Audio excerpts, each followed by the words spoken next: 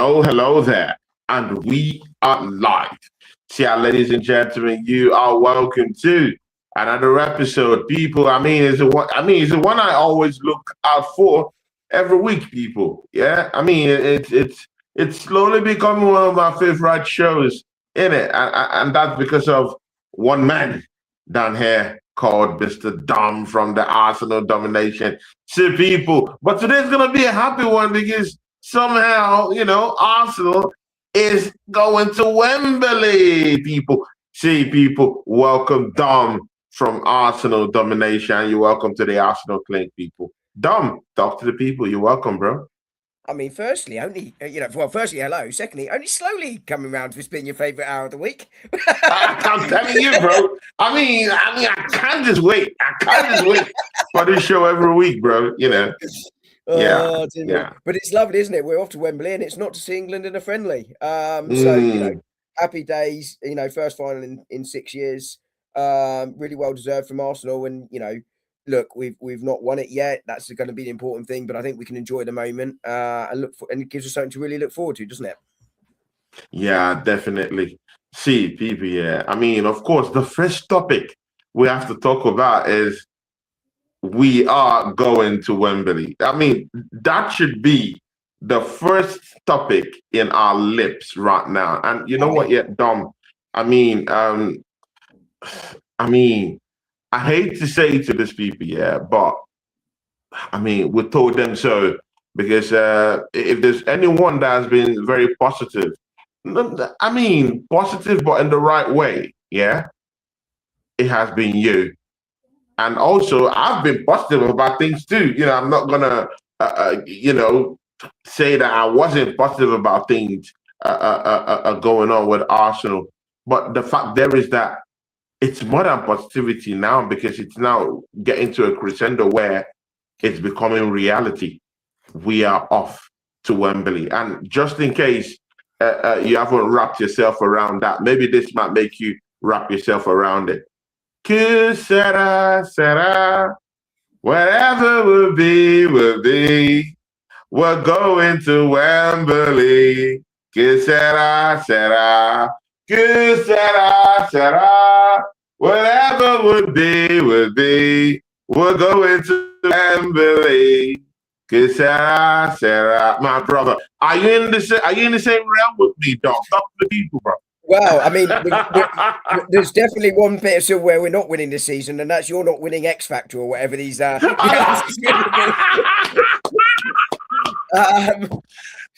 that, bro. I love that, bro. It's a no from me. But yeah, look, I've been quite positive about Arsenal for a long time. I know it's this is bizarre. We're going back, 4 years or whatever. But I remember being bottom of the league for 3 games into the season. We lost to Brentford, we lost to ManCity, and I think we lost to Chelsea, I think it was. We're bottom of the league. And basically, Arteta had to beat Burnley. And I felt, and he did. And I remember saying that I could understand why people wanted him out, but I could just feel and understand what he was looking to do and how it would fit together. And obviously, last season was incredibly disappointing. Probably the hardest one in many ways of Mikel Arteta's time in many ways, because the expectation got to the point where I think everyone believed and expected to win, and it didn't happen. This season, I had that. I had the same feeling at the start of the season, but very different sort of outcome so far. We've got that deeper squad. I think that resilience is there this season. Yeah. And I've always felt that the League Cup was really, really important. Sorry, I'm old school, League Cup, but Carabao Cup. Is really important because it's the first one you can win, and getting to the final and winning that, I think, would be massive. It will be very interesting to see what happens if we don't win it, how that impacts us. But this side is very, very strong in cup competitions, and if you look over the 2 legs, Arsenal shouldn't have conceded the goal. The second goal they did at Stamford Bridge, but you could see how compact we are, how good we are at defending, but we can also go and hurt people and attack people when they leave space. That game on Tuesday, I was there. Chelsea offered absolutely nothing. Apparently, they had 2 shots. You were there. You were in the game live. Yeah, I was there. Okay. And in all honesty, there were 2 saves apparently Kepa made. I don't remember one of them. I only remember the Enzo shot that he punched, and Someone turned around to the person I was with and said, "Oh, we should have caught that." No, that moved. It bent. I was right. I was right behind it. That whipping with in the wet, he absolutely did right. I can't remember the other save he made. I genuinely can't. The only one time I felt nervous in the entire game was when they had a free kick in the second half, fairly late on, probably about 15, 20 minutes to go. Yeah. And it was at the far end, and I couldn't see how close it was to the goal. And therefore, you've got that sort of nervousness because you can't see how far out it is. Other than that, at no point did I think Arsenal were under any pressure. Their shape was very good. They looked compact. They looked guarded. And Chelsea didn't throw bodies forward. But the one time they did it, and it took until like the 93, 94th minute before they started throwing bodies forward, when you need a goal just to take the penalties, the one time they did, we got the ball and we break and score. And it shows the conundrum that I think the sides will have. And it's why I'm not convinced we're going to win all of the cups, because it takes one mistake, one bad performance, you're out. And no one's ever done it before. But it does show that Arsenal can defend very, very well and punish teams. And it gives a conundrum. What do? Do you sit back against Arsenal, at which point you offer nothing? Or do you go and attack Arsenal? And if you do, we've shown in the Champions League and in a few games this season domestically, we can go and hurt you. But Arsenal absolutely over two legs, deserve to win it. Josh was at the first leg and he said, because it's different in the ground to on the TV sometimes. Yeah. Arsenal thoroughly deserved to win it. And I think we all would have said could have won it by 2 or 3. This one, honestly, Chelsea didn't lay a glove. Not a glove. There was a little bit of nervousness at half time in the crowd because it was a bit of one mistake. But it was one mistake rather than we weren't thinking Chelsea were going to hurt us. It was what if we make a mistake? But Arsenal were fantastic and they bounced back mentally from that Manchester United result. They really have. I mean, Josh, yeah. See, sorry, Dom. I'm sorry, Josh. Why is Josh coming down here? Josh, where's your spirit? Where is your spirit, Josh? Dom. This is the thing. I never felt Chelsea hurt us in any way. No. Number 2, I felt they were with lots of the ball, but doing nothing with it. They had the possession. They were knocking the ball about here to there, but no real pressure, no real extra bit of quality in the final third, and that the territory can't have been anywhere near us. Like genuinely, someone sent me. Sorry, while you were in possession, someone sent me a stat at half time showing, and the full time stat was similar, 55% possession. Honestly, it didn't feel like it in the stadium. I genuinely thought that was the last 5 minutes of the first half when someone sent it to me. I was like, "Oh, is that the last 5 minutes?" And the first half was like, it didn't feel like it. It honestly didn't. And look, we've been guilty about it at times as well. The ball, not doing anything with it, but they didn't even try. There was no attempt to penetrate the line. Exactly. With all that ball possession, they didn't even try. And again, when you see someone like Paul Merson, going at this Chelsea players, and he's a Chelsea going at the Chelsea management themselves, in how they managed the game, in how they played, and he's saying, "Hey, I didn't see anything from you guys."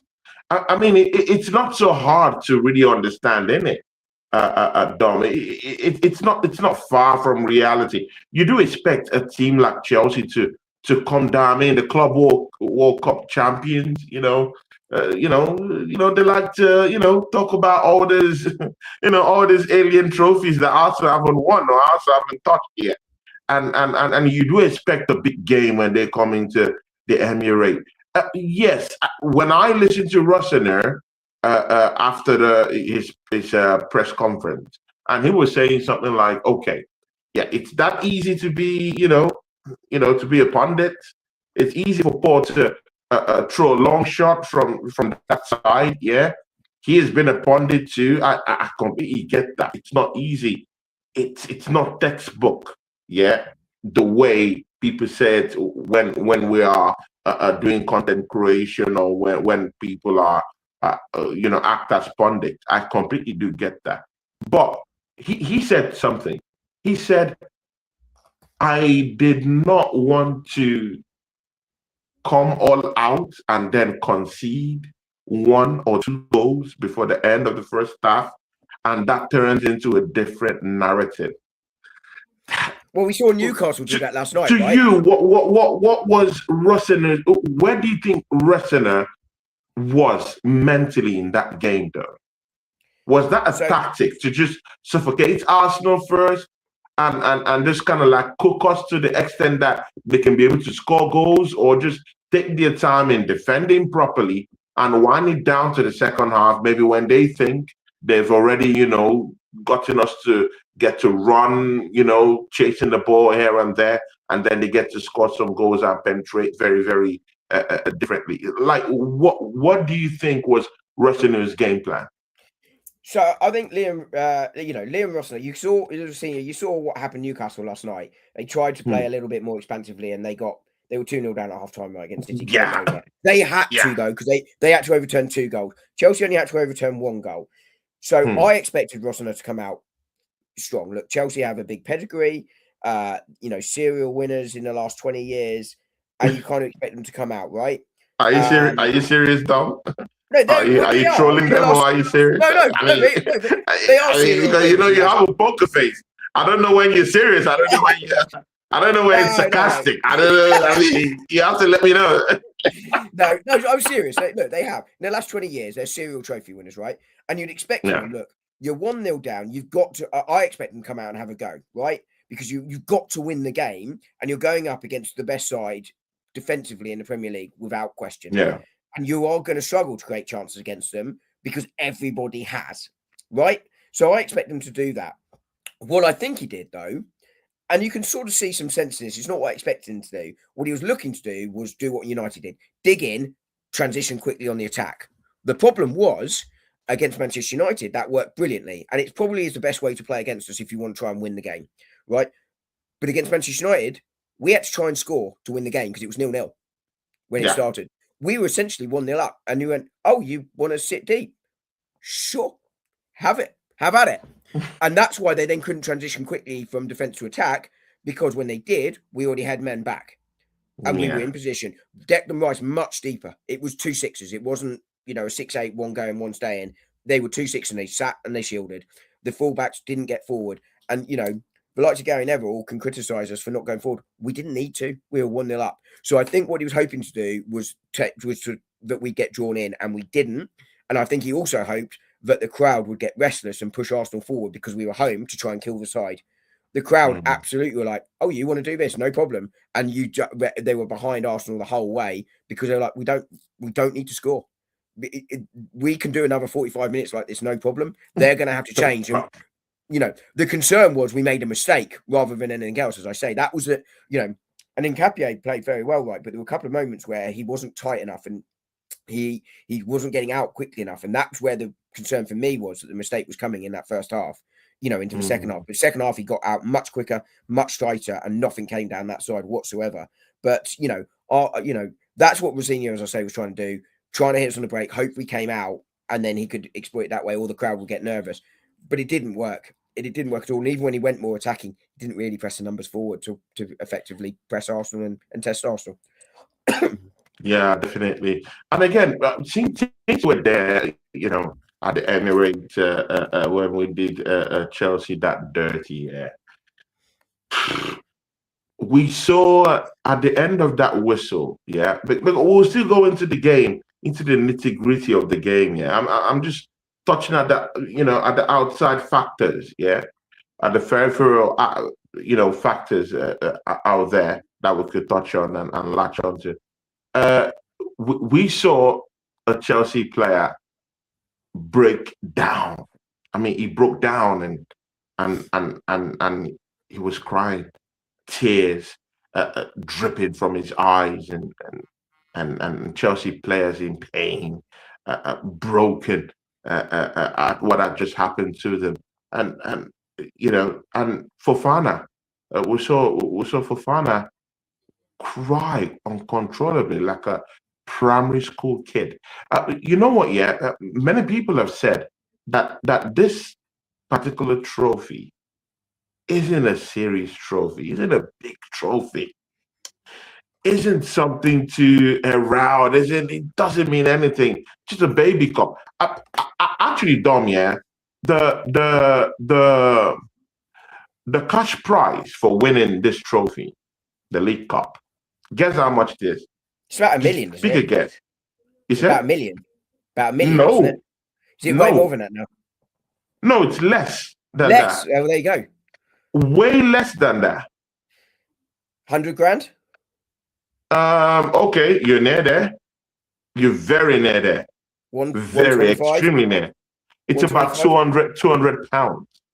200,000 pounds. I was going to say £200,000, surely. 200,000 pounds. That's how much is the total prize money. Small total prize money. I mean, why would Chelsea players break down in that manner? I mean, do you really see perspectives to why they will break down like that for such a trophy that people don't really think it's something that really matters, though? Well, I mean, these are world champions we're talking about here, isn't it?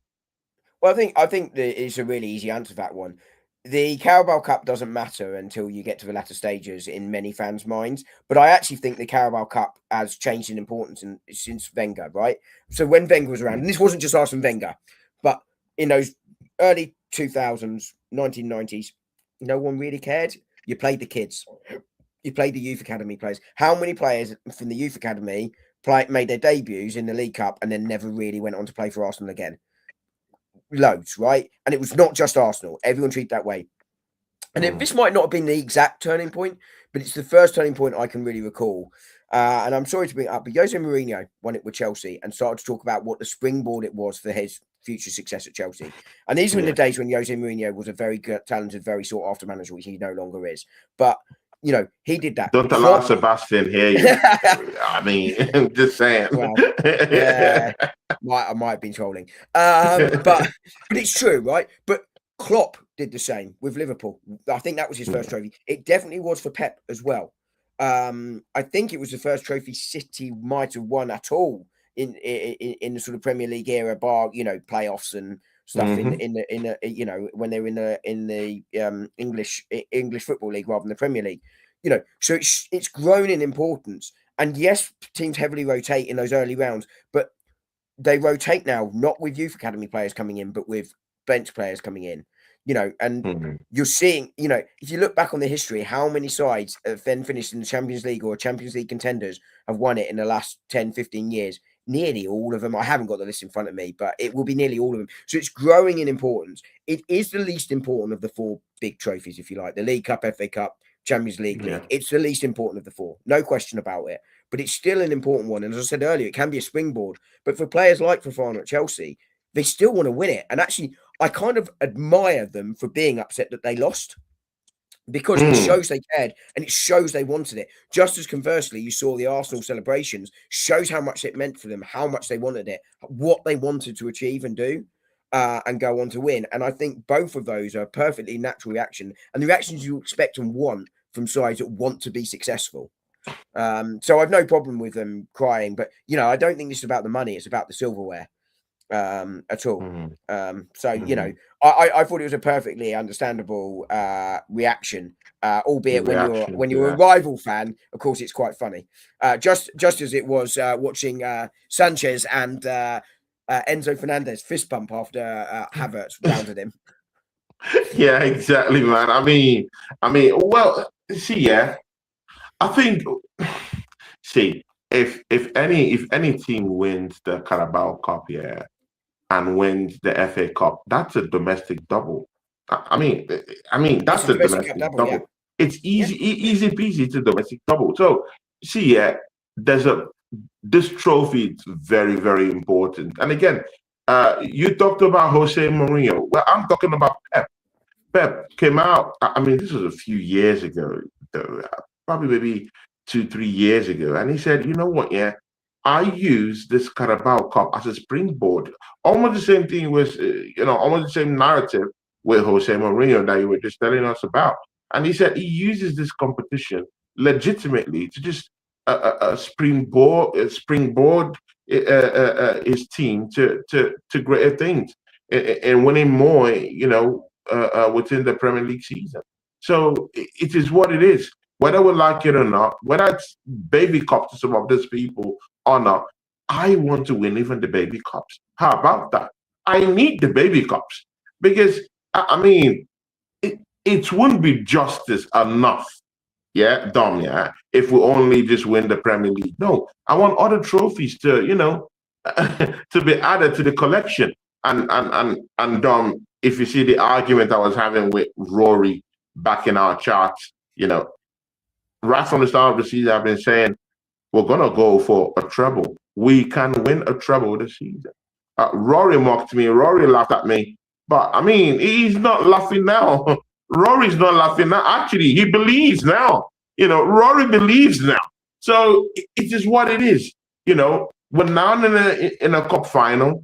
We're top in the Premier League, and we're looking to improve in the Champions League. And again, if you check the next round of the Champions League and look at the teams we'll be playing, Dom, pretty much easy teams. I mean, there's no easy team these days, but as easy as you could expect in the Champions League, right? Yeah, exactly. Come on, man. We're talking about Borussia Dortmund. Really, seriously, that's a team that Tottenham Hotspur is one of the poorest sides in the Premier League. I mean, blitz them without even, without even breaking a sweat. So that's where we are, in our Arsenal Football Club, and I love it. See, Dom, Kai Havertz. I mean, it had to be him, innit? It had to be him. I just I would have just really loved to see a picture or video of you celebrating that goal. I just want to know how you were you over the top? Were you buzzing? How were you, bro? And give us keynote. Kai Havertz comes in and scores. Easy peasy. So let's start the celebration. It was right in front of me, literally right in front of me. I was right on that sort of by the corner flag at that end where he went round the goalkeeper. And to be honest with you, we were up on our feet celebrating from the moment Nketiah, I think it was, won the header to head the ball away. Because at that point, you knew game was over. That was it. That was their last movement forward. John Terry's in tears at home with his video out, at that point when Nketiah heads that ball away. Because that ball's not going in. Did you see that, by the way? He went. I did. I did. But we were already on our feet at that moment in time because at that point you've won the game. That was it. And then suddenly you're like, we're attacking. We're 3-on-1 here, and you sort of in real time. And you probably this is what people are feeling at home. It's how I'd be feeling at home. You're watching Nketiah clearing and we're home. But in the stadium, you always got more people around you. And at that point, we're already up on our feet, starting to celebrate. And then the ball comes to Havertz. And in that moment, my first thought was, it was Declan Rice, not Havertz, that had the ball. Because, big lad, obviously, Havertz. And suddenly he's going through, and you're just thinking, he's got Martinelli with him. This is in. And I'm thinking he's going to square it. He doesn't. He goes round Sanchez. And at that point, you're just like, just love that. Look, perfect. Kai Havertz isn't clinical as a striker, right? That is the big issue. I have no problem with Kai Havertz at all. I think he's a very good player, very talented footballer, but he's not clinical enough. That's why, the decision to buy another striker in the summer was sensible, apart from the fact it relieved the pressure on Kai Havertz, who was obviously coming off a big injury.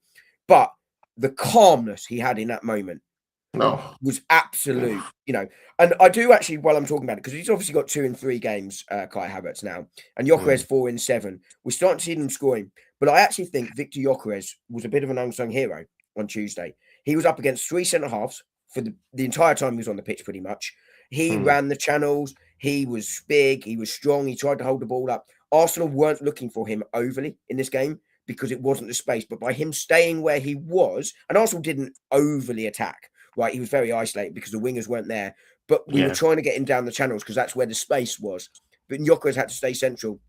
But equally on another day, a couple of those balls might have bounced better for him or particularly Martinelli. And suddenly he's in, but it sort of bounced off the surface away from him when we were trying to find him. But he occupied those centre halves and meant they couldn't press forward either. And I think his performance will go under the radar because he didn't score, didn't set up, didn't touch the ball a lot, but he did occupy those defenders. And I think he did tire them out a little bit for Kai Havertz as well. And that's not to diss Kai Havertz, by the way. That's just to give Gyökeres a little bit of his flowers. But that moment was brilliant. And I think, look, did Arsenal do enough to win the game? No, but they did win the game. But equally, as I said, they didn't have to. They really didn't have to, and it just shows they've got it in their locker if they needed to. You know, and it was just a lovely moment for Kai Havertz to see him doing well when he comes back as well. Dom, I have to pick out of what you said about Victor Gyökeres. Yeah, I mean, when you lay out an argument for Victor Gyökeres about the other things it brings to the team, yeah, that's you as a tactician speaking. We're in a generation where we have a generation of TikTok football watchers. Yeah, these are TikTok generation. Yeah, What, like John Terry? Yeah, no, seriously, these guys, they judge so quickly. If you're not scoring goals, you're not the guy. They want to see the guy that comes into the pitch, tap, tap, boom, and scores a goal. That's what they want to see. This is the TikTok generation. So, in other words, right now, yeah, you. I don't want to say you're making that excuse because I know where you're coming from, but you're looking at Gyökeres and saying, you know what, yeah, I clearly understand that doing other things in the team. So, you know, maybe they weren't looking for him, but that's not the same argument for Kai Havertz. He comes on, he doesn't argue, he doesn't bicker about who's passing to him, who's finding him or not. He just comes, he gets the chances, and the ones he could get, he scores. The one he can't, he doesn't score. And that's it. But the most important thing is that he's coming to the team, he's gotten up to 3 games within the short time he just came back, within the short spell, and he's gotten 2 goals instantly. And plus some couple of assists too, bro. Yeah. So I mean, where do you call it? Hey, you're a striker. Score goals for me. Where do we break the lines? Where do we set the demarcation between? Oh, I see what you're doing for the team, but you're a striker in this football club.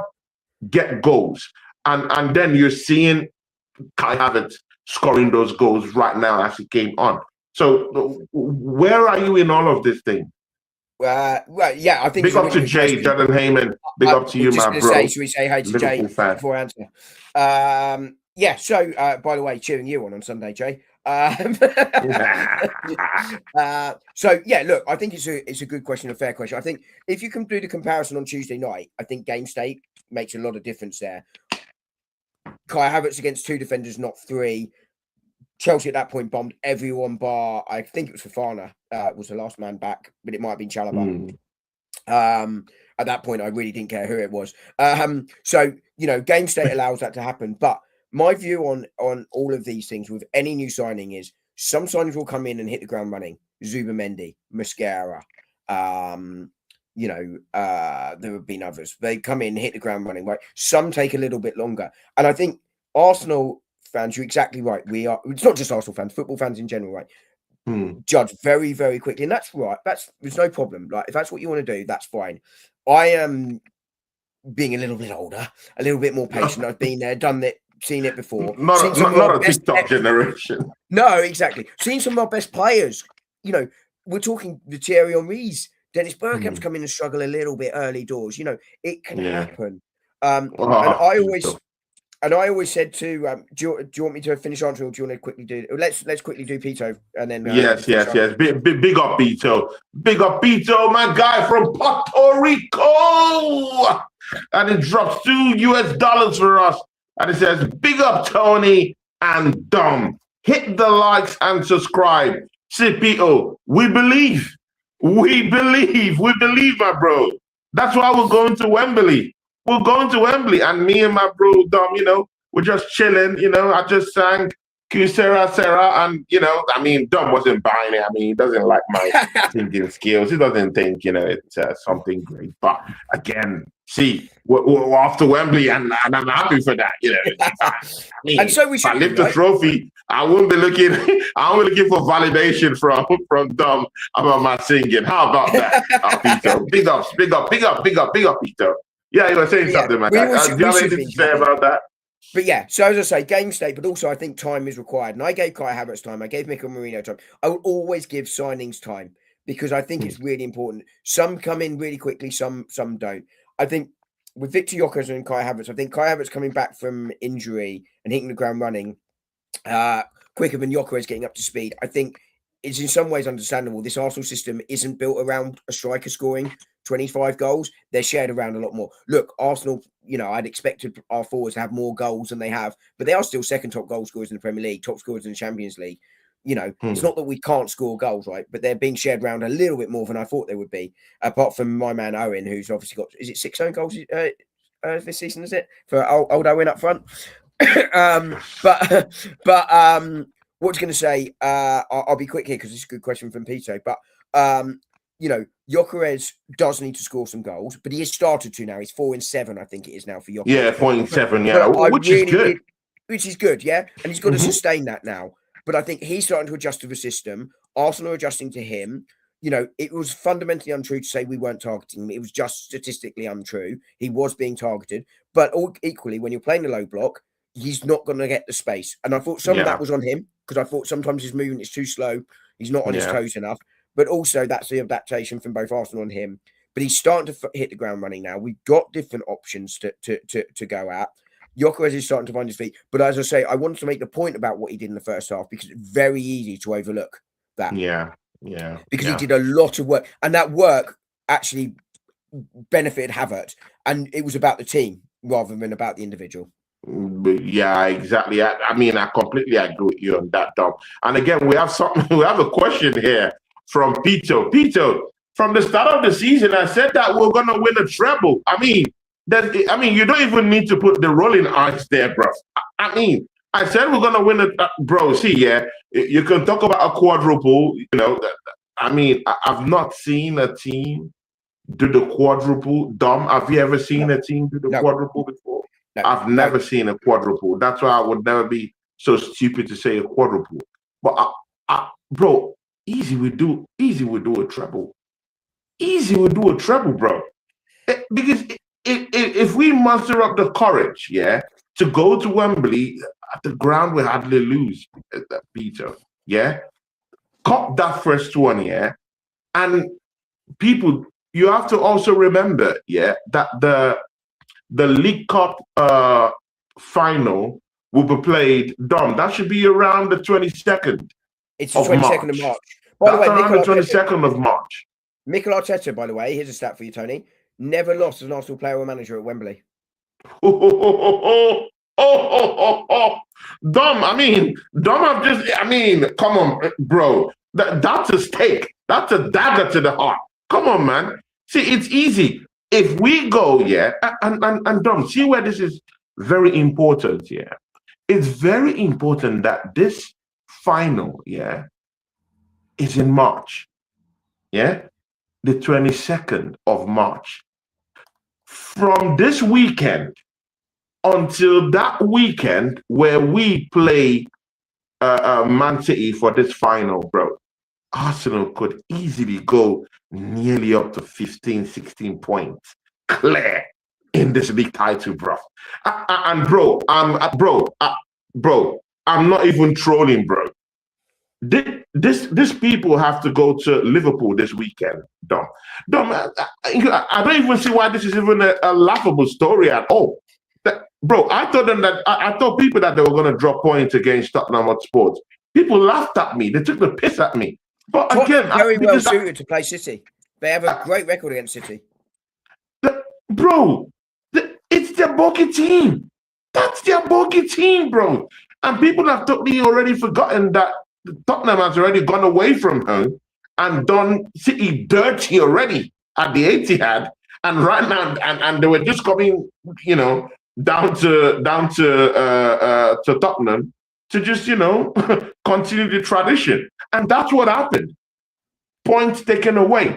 And people, if it is the Liverpool I'm just seeing right now, people, I don't think this Liverpool side open up for ManCity to take the piss at them. I don't think so, Pause. I don't think so.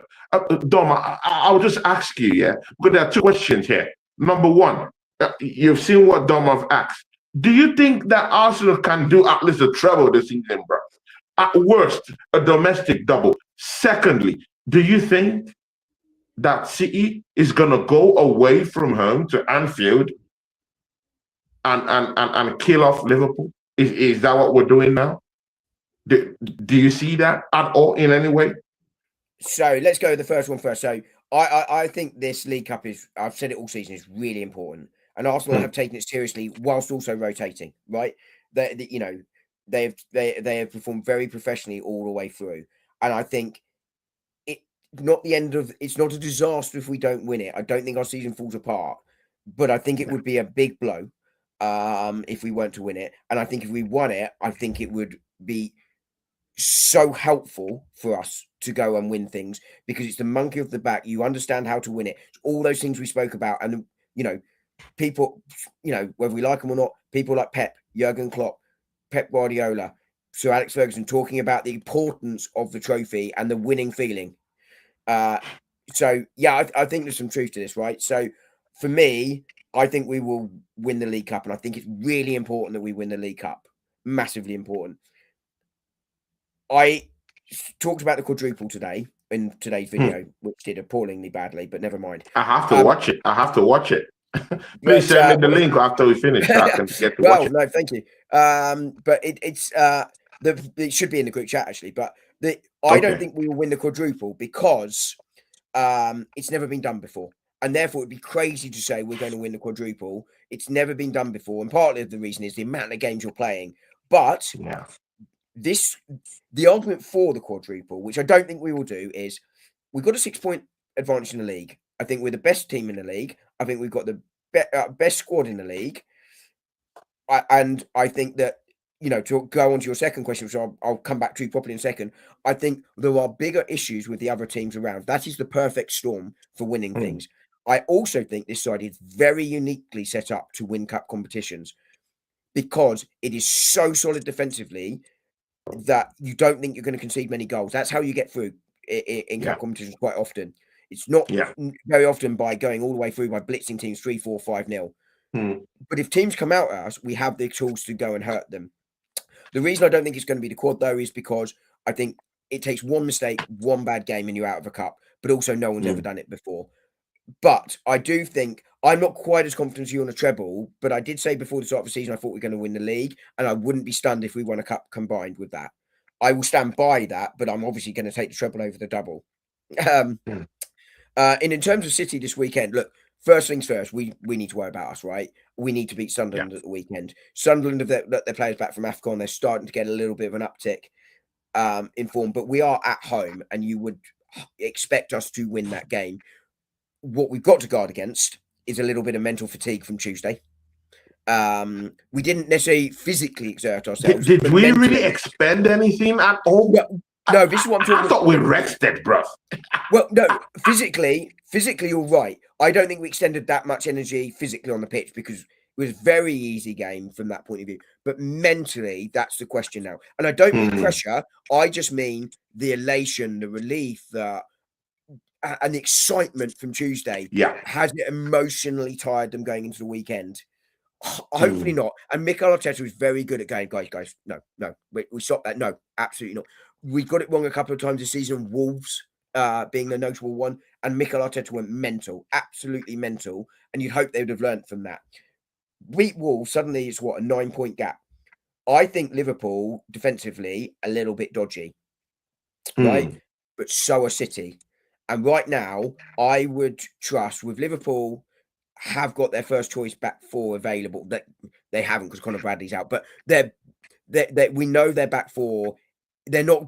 They've got their two centre halves in who have started to find a little bit more form, etc., etc. We've seen them against us sit in very, very well and hit on the break. That is what I expect Liverpool to do on the break, and they have the weapons to really hurt City on the break. City are very poor on transition. Very, very, very poor. Very poor. Very slow. Newcastle could have scored more goals again last night, by the way. And therefore, I think at Anfield, if City go there and win that, fair play to them. Great result. You stay on our coattails, assuming we beat Sunderland. But I do expect them to drop points at the weekend, just as I expected last weekend. And look, by the end of the month, we'd have played an extra game. We could, if we win all our games, that does include Spurs, I'd be stunned if that lead is not 10 points. And that's a big ask going into March. You then If you then beat them in the League Cup final, that's another psychological blow. But that's another Pep big is blow. not looking cool. Pep is not looking cool, calm, and collected right now. He really isn't. I mean, when you're looking at Pep in his interviews now, yeah, that does it look switched on in any way? I mean, I'm looking at his presses these days, yeah. And again, people, yeah, I'm all up for the humanitarian cause and every other thing, yeah, attached to it. Because even me too, I'm a humanitarian on my own. You know, I have other things I do, that support the humanitarian cause. But more of his interviews doesn't really look much switched on what's gonna happen on his apocalyptic theory of what's gonna really happen with the team if they're gonna win these trophies, how they're gonna set up. He's not concerned about those things. He's more concerned about humanitarian causes, what's happening in Palestine, what's happening in the Ukraine. You know, it is more. I mean, we're talking a lot more about this later on. Is whipping up a Manchester City would actually go and appeal to the Premier League board about going for an appeal for Guehi to actually for them to literally bend the rules for Guehi to actually come on. I mean, he's really talking about many other factors, yeah, outside of the main course itself. Do you think, because when you said you don't when you said that Pep might be looking a little bit confused, do you think that man is switched on right now? Do you think he's in the right mental space right now? Mostly with what is going through right now. I mean, battling divorce here and there. Of course, his wife came back, and then this, they won a title last season. And then he's now, throwing himself up, getting into this kind of interviews that doesn't really showcase footballing stuff, really. It's more about the other stuff that happens elsewhere apart from the field. Does it show a man that is switched on? I don't know if switched on's the right word. I think, look, I Pep Guardiola is a fantastic manager. Let's be really clear right from the top. And I big up, Paul. Hey Paul, I hope you're well. I was going to say, thanks for sharing and liking the stream as well. Very much appreciated. But so look, I don't think I think he's a great manager, right? But I think he looks fatigued. I think he looks like he's a man that's done his time at Manchester City. I thought that towards the end of last season, and nothing has changed my mind on that this season.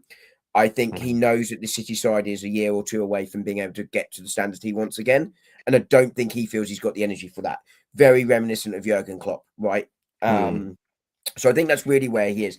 I think, look, his comments in the interview, and there've been a lot of them lately that are slightly odd. I don't know what question he was asked, right? So the Mikel Arteta complaining about the balls last season. He was asked directly about the balls, right? Yeah. So he's you remember that, right? Yeah. I'm using this as an example here, right? He was asked directly about the balls, and he naively answered the question, but people forget what he was asked. So I don't know if Pep was asked a question about, do you think? Yeah. Okay, fair enough. So because I haven't seen the question. However, I think on that one, he's gone way too far on going, we're going to write to ask them to change the rules, etc., etc. If he was asked, do you think it's unfair Mark Guehi's not playing fine? I really wish he could. I think the rule's stupid. Mark Guehi, we pay, etc., etc. But he went to the extreme of going, we're going to write to the Football League to change the rules, who have said, no, we're not going to change the rules. Now, I agree with him. The rule's stupid, right? That is, you either can or you can't play. I don't like this. Well, if you registered before this time, my view is you're cup tied or you're not cup tied. If you played before, then you're cup tied, or you don't have cup tie rules and start not bring it in halfway through. But the rules are the rules, right? The other one, the one I did think was mental though, was it's an unfair advantage because Arsenal don't have to travel to Wembley. You know, that one, Oh, I can't think of a question where you could come up with that as a oh my answer. God, Do bro. you see what I mean? And so I will give him the slight benefit of doubt because I haven't seen the questions, but I can't fathom how you get to those answers from any question. And as I say, I think he went too hard on Guehi. If he was asked, do you think it is unfair that Guehi can't by going to the rule? So I think he just looks mentally fatigued. And I think it probably is time for him to go and recharge his batteries.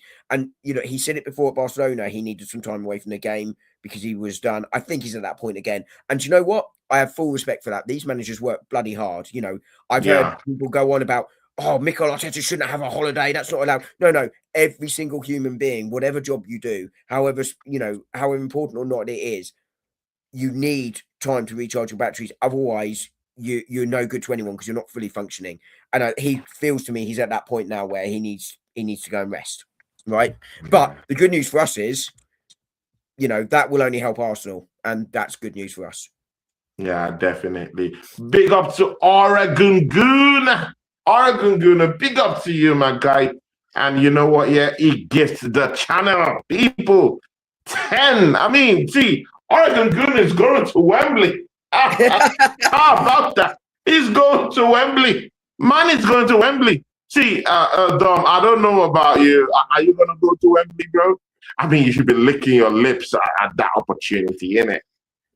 I mean, I think getting a ticket will be nigh on impossible, but I'd absolutely love to be there. You know, if anyone wants to give me one of those instead, then grand. But you know, what an opportunity, right? You know, for Arsenal and anyone going. And it doesn't look like City are going to sell their allocation of tickets, so it may well be sort of 55-60% Arsenal fans in the crowd. So you know, every little helps, right? Every advantage you can get. Hmm. Yeah, I mean, see, anyone that can be able to get down there, people, yeah. I mean, just So have you get seen down this there. next? Have you Oregon seen this Gunner. next Oh, comment? yeah, it's crazy because I mean, Oregon Gunner lives in the States, yeah. For you to leave the States, yeah, and go to Wembley right now and go to London right now, I mean, your ticket should be at least about 900, at least 900 US dollars. Yeah, it was 850 euros, 900 USD for the Yeah. ticket to go down there. And then you have to buy the ticket. People don't get me wrong, yeah. But I think the tickets will be within, let's say, maybe 1,005, 2,000. Yeah, I mean, you know, I don't think they've gone on sale yet, but you know, people will be paying hundreds, if not thousands, People, to attend. I mean, it's been long. Arsenal have been to a final, Dom. So I mean, Arsenal fans will pay, bro, through Through the the nose. pockets. I Yeah, yeah, mean, yeah. they'll empty the pockets on this one. So Yeah. I mean, that might also drive the price very very high for this one Well, too. it's classic supply and demand, isn't it? Yeah, exactly, man. Exactly, man. So Oregon Junior, I mean, maybe you should just rethink that one. You know, rethink that one, and instead just come for the parade. Well, Yeah, for the Premier League parade because as we he's just will be said, though, there. I mean, just come for the parade, my bro. Come for the parade. Big up to Oregon Gunner, our brother, and of course Peter was down there. Says big up Oregon Gunner, and of course Oregon Gunner says something here. But see, yeah, Oregon Gunner, big up to you, man. Bro, 10. He gifted 10 members. that's 10 incredibly membership kind. people. He's a Big good up to chap. you, my bro. Big up to you, bro. Big up to you. Oregon Gunner also said something. He says, I can afford the air flight, but can't Yeah. afford the ticket. Yeah, exactly, bro. Because those tickets, yeah, would be it would be a gold mine, bro. It would be a gold mine. Maybe you should talk to Dom. Maybe Dom knows, you know, maybe he has a little bit of some tricks up his sleeves to get a ticket. I don't know. I'm just saying. I doubt it, I'm afraid. I doubt it, I'm afraid. Man would never accept or deny on air. I mean, come on, man. See, Yeah. Dom, let's go into the next topic because I know we just have only an hour to do Well, this thing here. I've got a little bit longer. I've got a little bit longer to get. Longer. That's great. I mean, whenever you come into the show, I mean, you're taking into this rapture, yeah, where you're also given more time to actually have this talk, and I'm very happy about that. Yeah, because before you go on, Joe. I mean, like 1 hour and 20, 1 hour, and then Well, I'm not working this. I'm when off you're work. in it, Yeah, when I'm you're in it, it changes. And I like it. I like it. I'm off work. I'm off work this week, so it's a little bit easier. But I also have to put my daughter to bed. So, but I do a little bit of playtime with her beforehand. So I've got until about 6:30. But yes, not being at work this week helps a little bit. Yeah, exactly. And of course, Oregon Gunner says Dom the insider. Dom is the inside man. I mean, Dom, have you ever watched The Inside Man before? I don't know. The Inside Man. Have you I mean, I've watched seen it before? plenty of Inside Men, heist movies, but I don't know if I've seen The Inside Man itself. Okay, there's a movie called The Inside Man, and you just go try and watch it. I mean, I may watch well it. have done. I've watched It's a so many cool movie. movies like that. They all blur into one, don't they?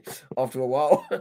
Yeah, exactly. See, Dom, see, the big one, Arsenal versus Sunderland this weekend, bro. Yeah, we don't have to play with this game. Yeah, people.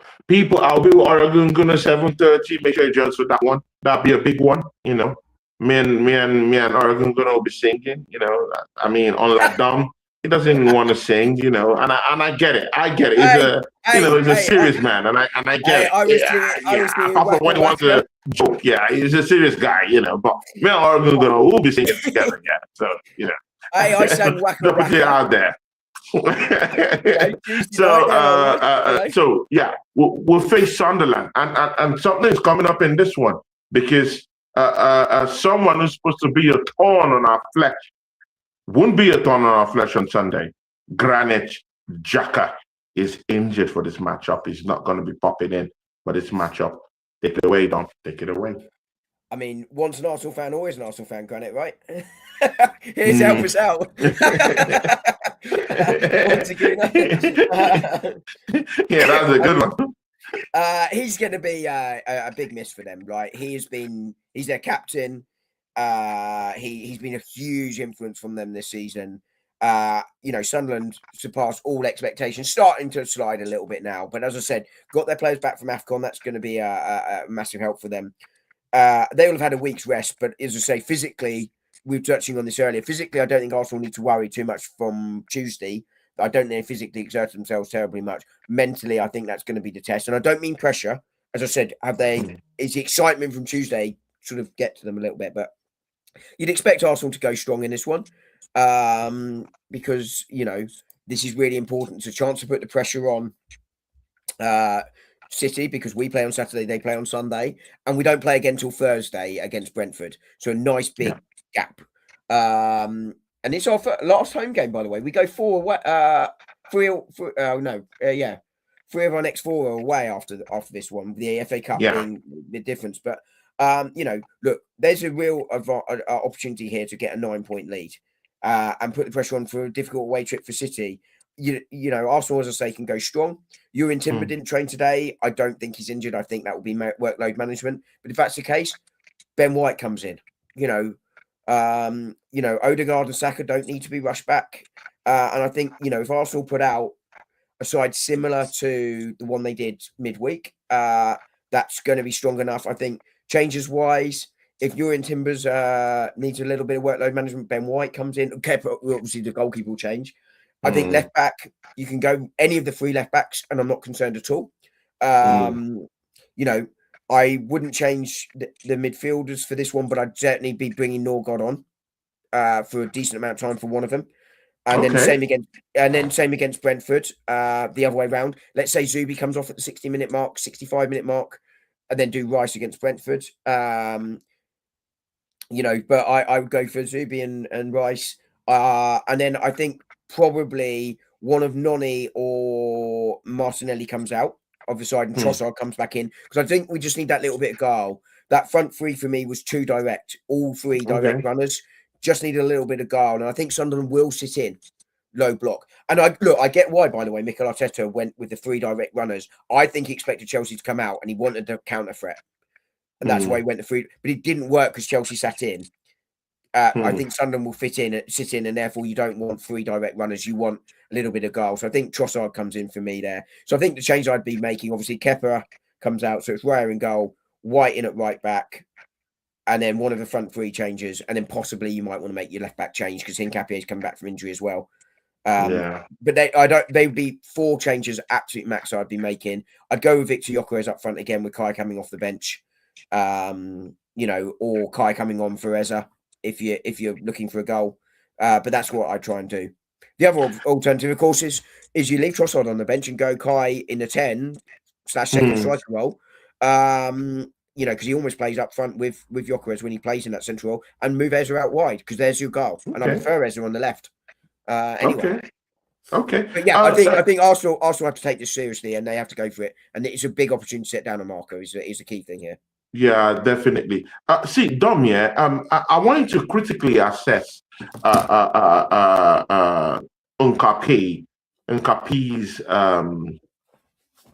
Nkapie's season for me.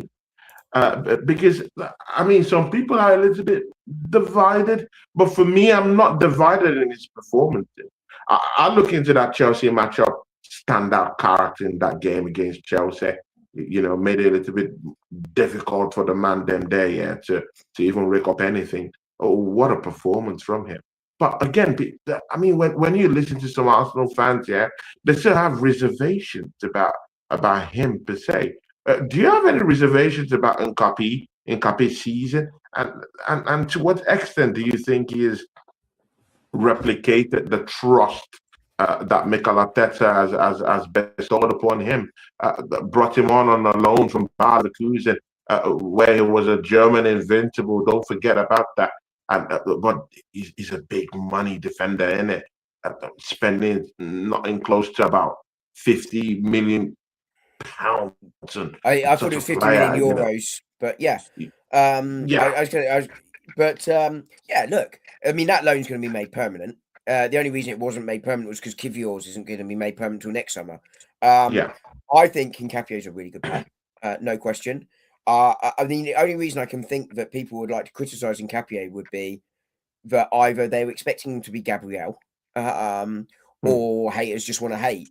Honestly, I think there are elements of that in the fan base, and it's probably true in all fan bases, sadly. But I think Hincapie's been really good since he came in.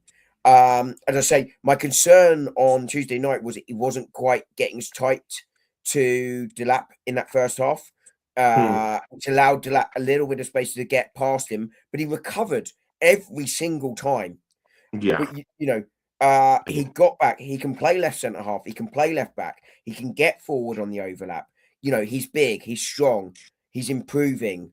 And I can't remember him letting us down. Can you? I mean, maybe once, maybe.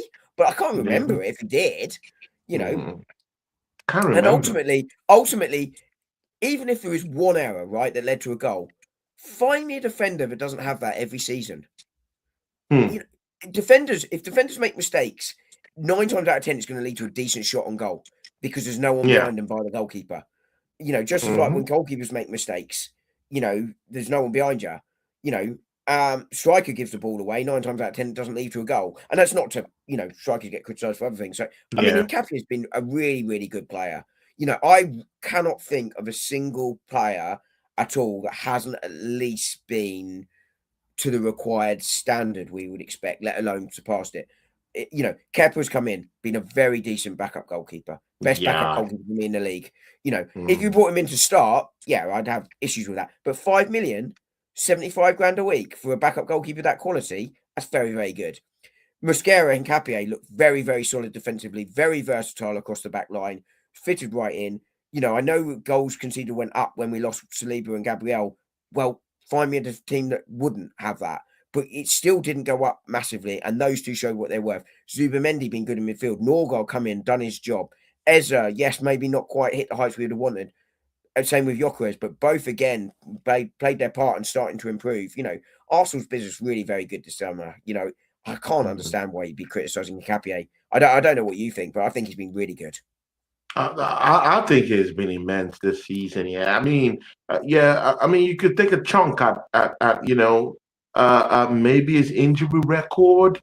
I mean, at Arsenal, yeah, he's gotten under a few, injuries here and there, niggling injuries here and there. But again, he's coming to a different terrain, a different league, more in more intensity, in this league. So, he has to deal with the physicality of this league, which is very difficult. Even for seasoned defenders, many defenders have come into the Premier League and failed. I know a few, but there's no need, going into other teams and their failures and their flops. You know, I'll just keep it 100 with mine, and but he's far from that.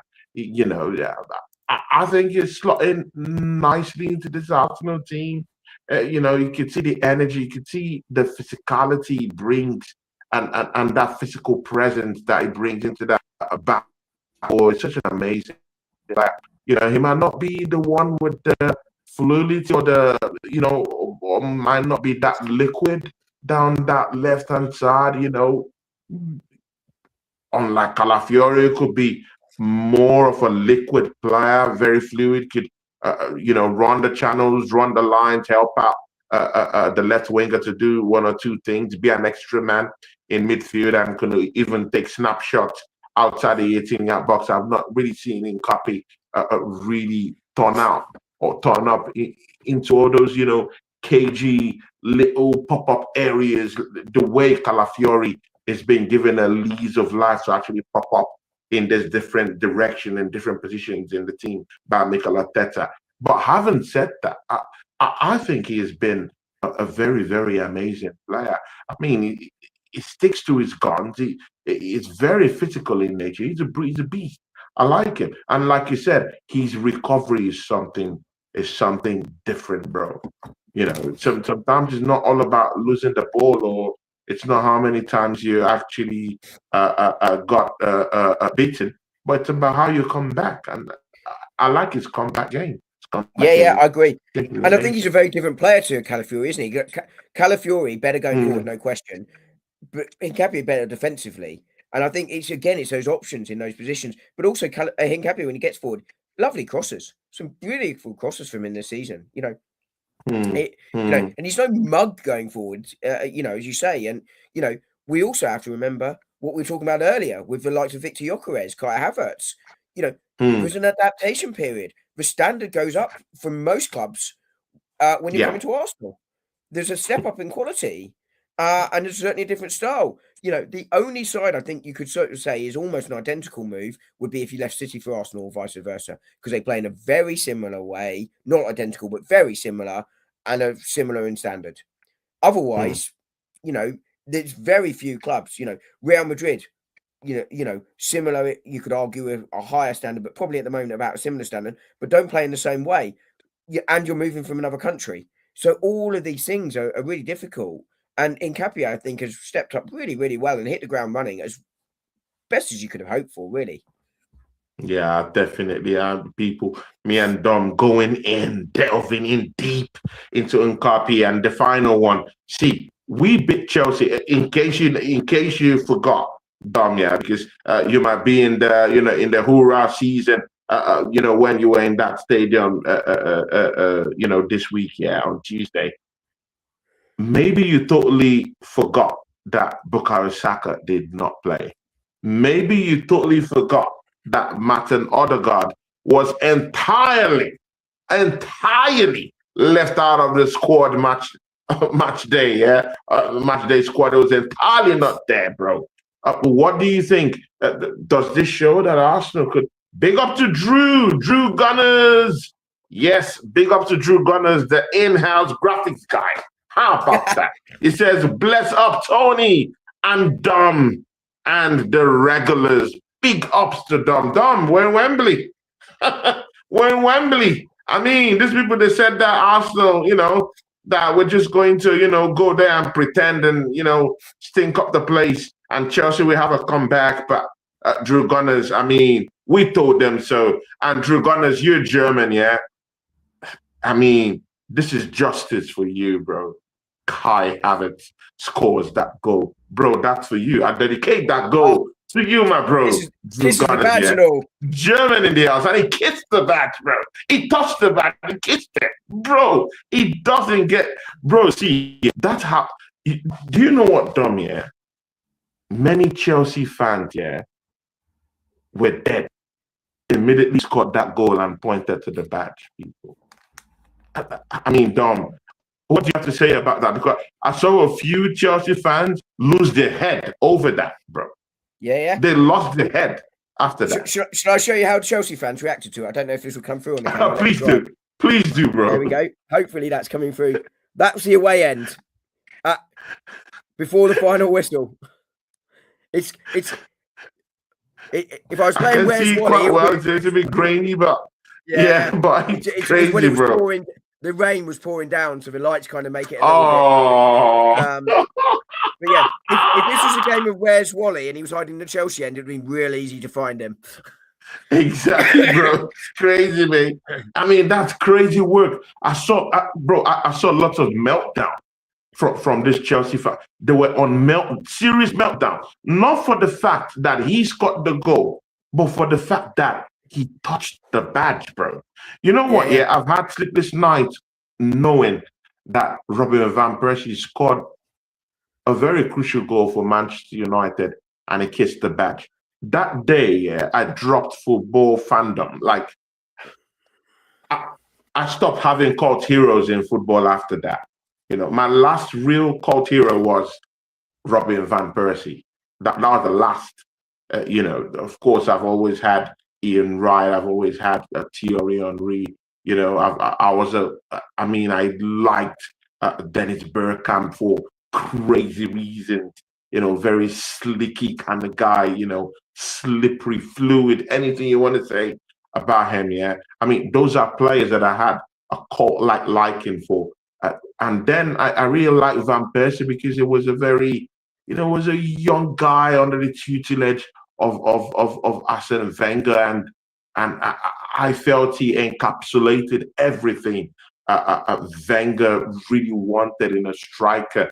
You know, in how he shoots, in how he plays, in his drive and everything. But when he betrayed us and went down to Manchester United, and he scored and he kissed the badge. Oh my days, bro. Yeah.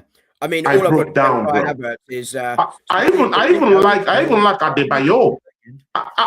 Seriously, I prefer Adebayor, bro, because Adebayor on no occasion did he kiss any ManCity badge, did he kiss any Tottenham badge. He was just running everywhere, bro. He did run the length. He kissed the badge. Yeah, he did run the length of the field to celebrate in front of the Arsenal fans. But again, he didn't kiss the badge, innit? Yeah, but I mean, I think, look, Kai Havertz, Chelsea fans were delighted when he went, and I think Arsenal fans have given him a rough ride. You know, I think it was right that we brought in a striker to compete with him and a more clinical striker, in theory. But Hopefully, you know, Kai Havertz was responding in the right way. But all I'd have to say to Chelsea fans on Kai Havertz scoring is 60 million down the drain. Kai Havertz scores again. You can see exactly. Right? But but you're right, by the way. You know, no Saka, no Odegaard, right? Both left out. Exactly. With what we're being told, it's always difficult to tell in a press conference, are minor precautionary reasons, right? Both were there on the day, watching and joining in, etc., etc. But you know, one of the takeaways of the game, you know, has to be the squad depth. You know, Mikel Arteta is not having to take chances with players anymore and is managing them effectively. In the past, we've had to have taken chances because we didn't have a good squad and we wanted to and needed to get up that league because it was the only way to get the squad you've got now was to consistently show you can win in the Champions League.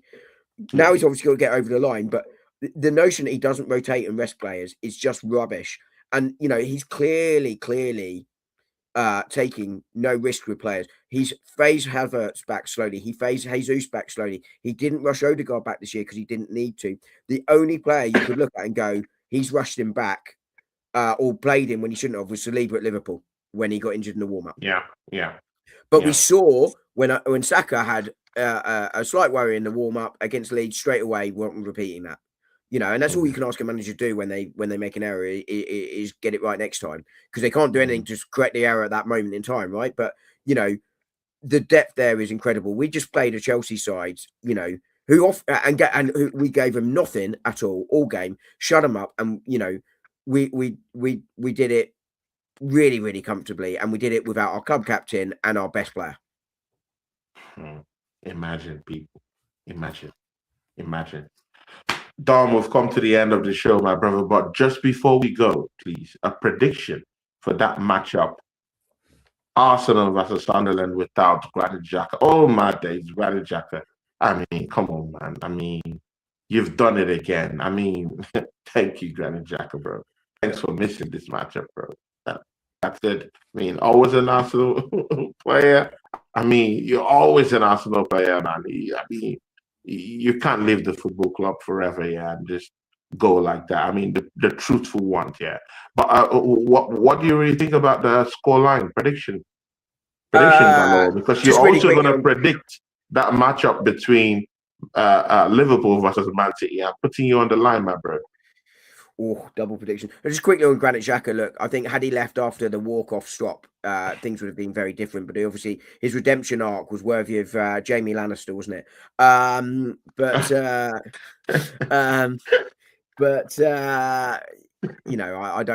don't buy the ending. But anyway, I think Arsenal could win this one 2-0. I think Granit Xhaka is significant loss for Sunderland.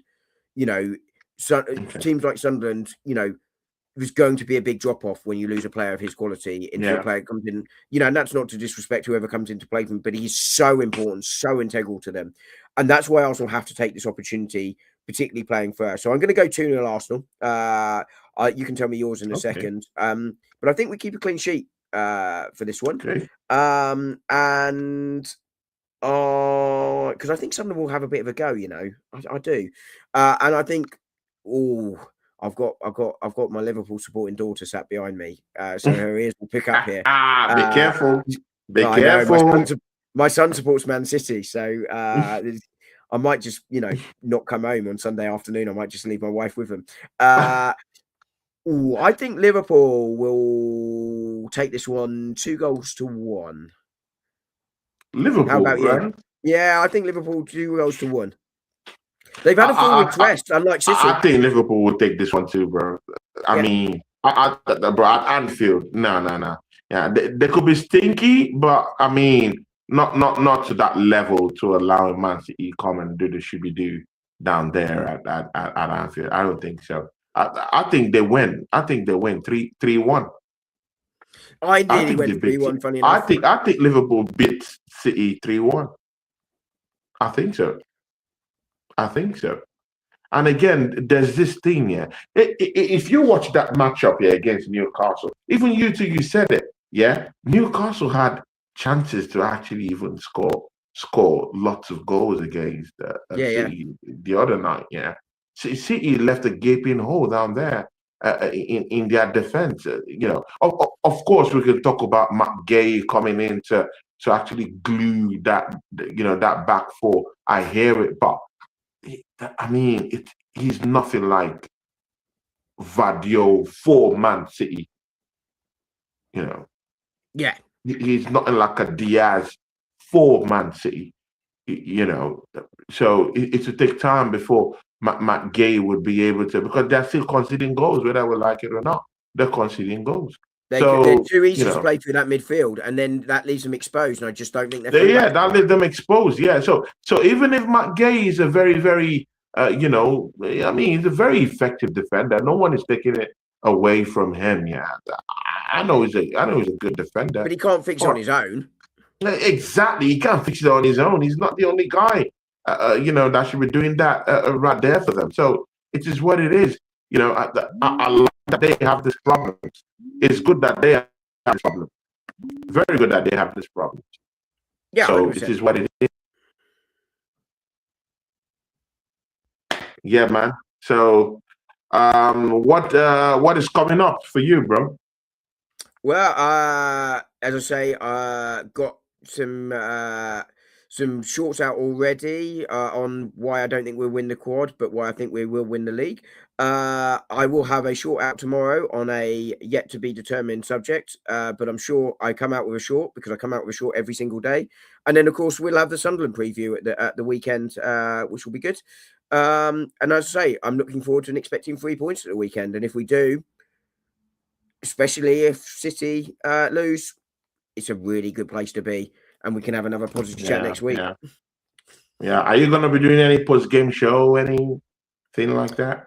It's a 3 o'clock kickoff, so Reaction. Okay. So it's a difficult one because in the UK it's a blackout. So it'll probably be a Sunday reaction to the game. I would have thought, just because I won't be able to see the game because it's 3 o'clock blackout. So it'll be a Sunday here. 3 things we learned rather than match reaction.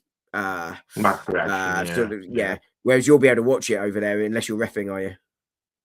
I will be reffing. I have a couple of games that I'll be reffing, but I'll be coming back right in time for that matchup. So I will be doing a watch along for that game. So, but again, it's what it is. But Dom, it would be nice to have you for one of all these reaction shows, man. It would be very, very nice to have you for one of those ones. But let's see what happens, in the few weeks coming. Yeah, definitely. As I say, no point for this one because I won't have been able to watch it because of the blackout. Yeah, exactly. Yeah. So sometime in future, it's funny. We can do something. Yeah, sounds good. It's funny, Tony, because I was invited on 3 match reactions on Tuesday. I was like, yeah, I definitely can't. I'm queuing in the pouring rain to get on a train home. Yeah. Drew Gunner says, I think we beat Sunderland comfortably at the weekend. I'm keeping my prediction for match day. And people, Drew Gunners, his predictions usually come true. Apart from that day where Man United beat us up at home. I mean, Drew Gunners he ran away from the stream. Man just went to sleep. I mean, that Man United defeat still hurts, bro. I mean, even if we win the title this season, that defeat will still hurt, innit? You'll look back at the season and say, okay, this was one of the times that really hurt within the season, right? Do you know what? Honestly, and welcome to everyone killing me for this. It hurts, right? Because you don't ever want to lose to Manchester United. You don't ever want to lose a game, and particularly to lose it when you've just come back playing poorly from 2-2 to then go and lose like that. But at the end of the season, if we're Premier League champions, and I think we will be, I couldn't give a rat's that we lost to Manchester United. Like, all I will remember in 5 years' time is we won the league. And it's the same with all these people going, we'll be the most boring team to win the Premier League. Oh, we're only winning because everyone's rubbish. Oh, we're winning in spite of. I'll just give it a rest. Like, it's absolute rubbish. You win the league, you win the league. Yeah. It's as simple as that. And there's a reason only one team in Premier League history have gone unbeaten, because it's bloody hard to do. Teams lose games. I don't like it. No one likes it, but it's a reality of any season. Twice in English football history has it been done in the top flight. Preston North End, the other one, and I think that was like a 20-game season as well.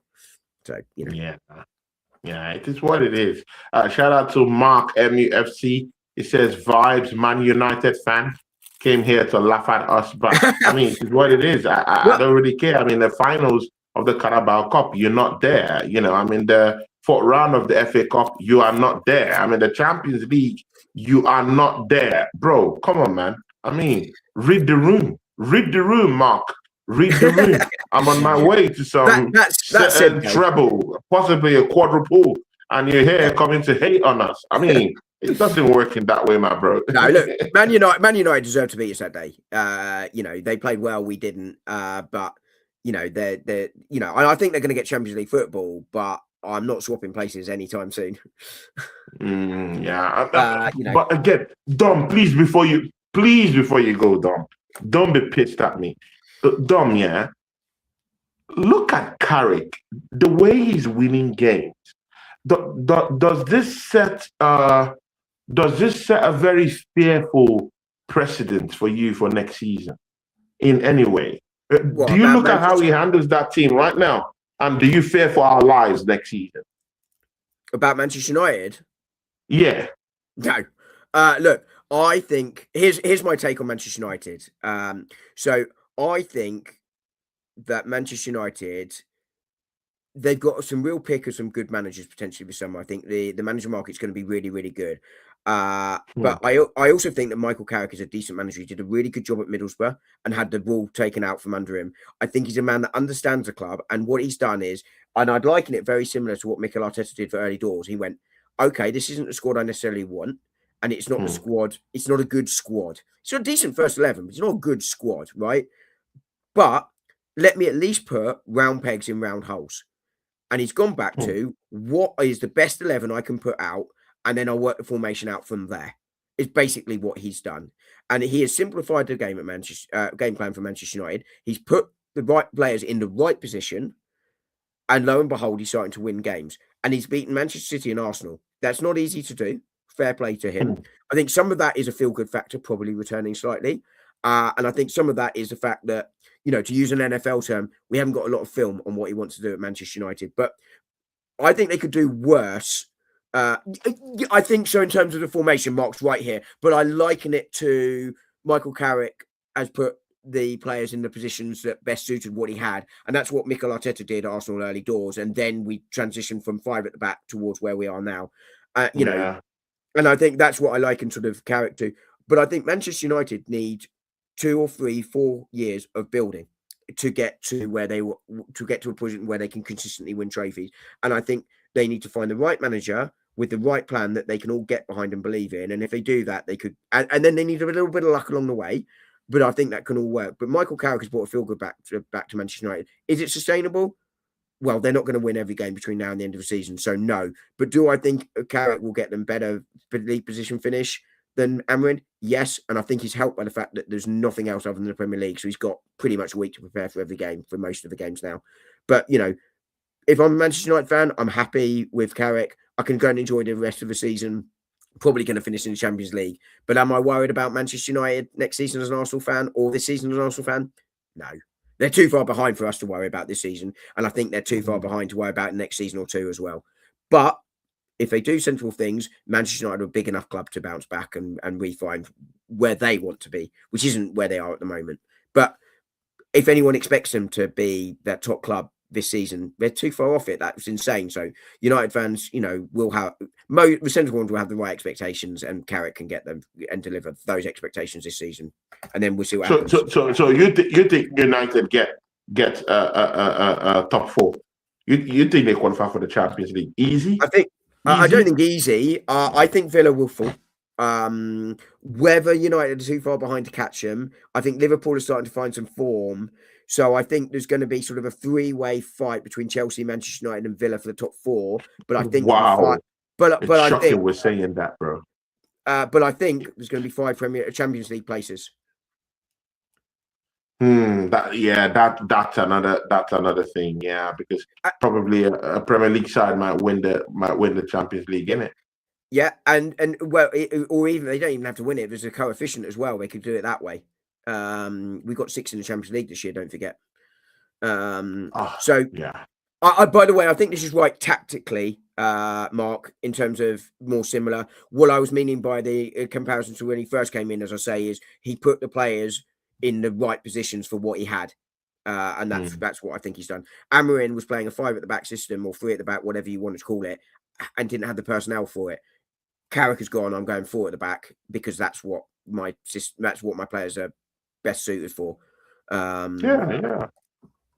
and he's going to bring out Kobe Maino and giving him a new lease of life in the team. And Mbeumo is flying, Sesko is scoring goals. Bro, I mean, this man has completely revamped Manchester United. I'm just concerned, because I'm feeling like if they're beating ManCity coming down to the Emirates and bruising past us, bro, we might have to keep an eye on them for next season, bro. Yeah, I don't think so. I think there's too much for them to do right now. But this is bold. I don't think Liverpool finish 6th, but they could really fall. All it takes, one of their centre backs now gets injured, and they are absolutely stuffed. Liverpool. That's another thing. United have Exactly. United have a big advantage. No other football other than Premier League football is huge advantage right now. But no, I'm not worried. As I say, Michael Carrick, feel good factor returned.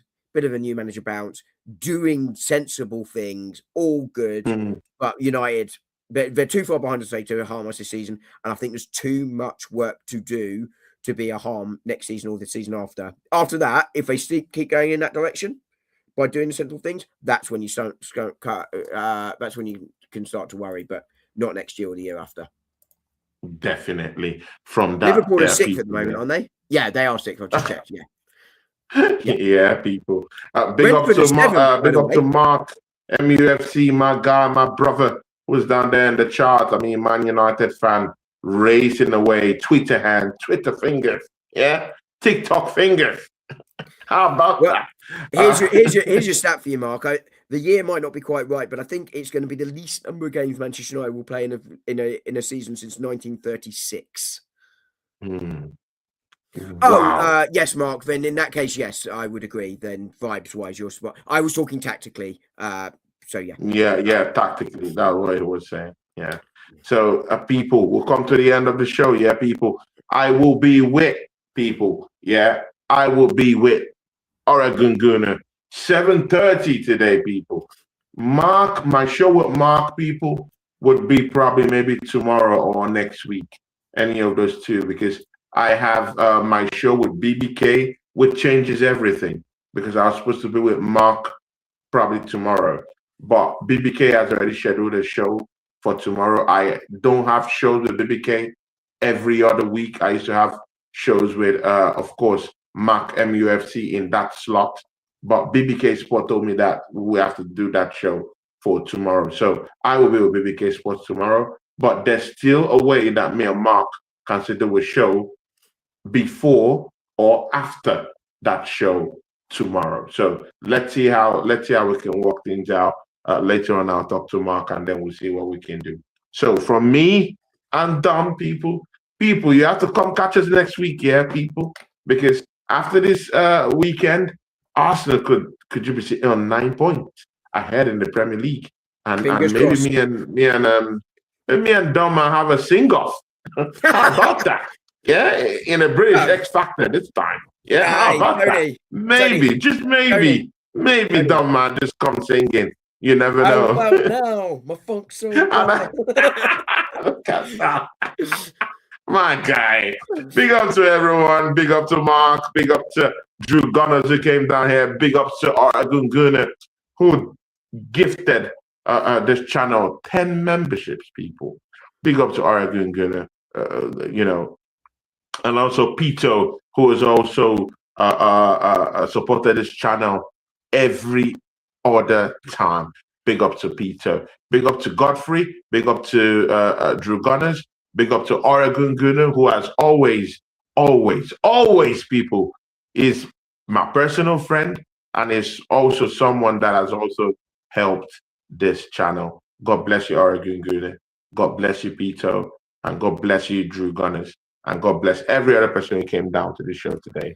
God bless you guys. And catch me 7:30 p.m. with no other person than Oregon Gunner. People, be ready for the sing-off. Be ready for the sing-off. We're going to Wembley, people. We're going to Wembley. Wembley, and from me and Dom, boys. Well done. Yeah, exactly. From me and Dom, we are out, people. Peace. Catch you guys next week. We'll be back with the Arsenal Click next week. Peace.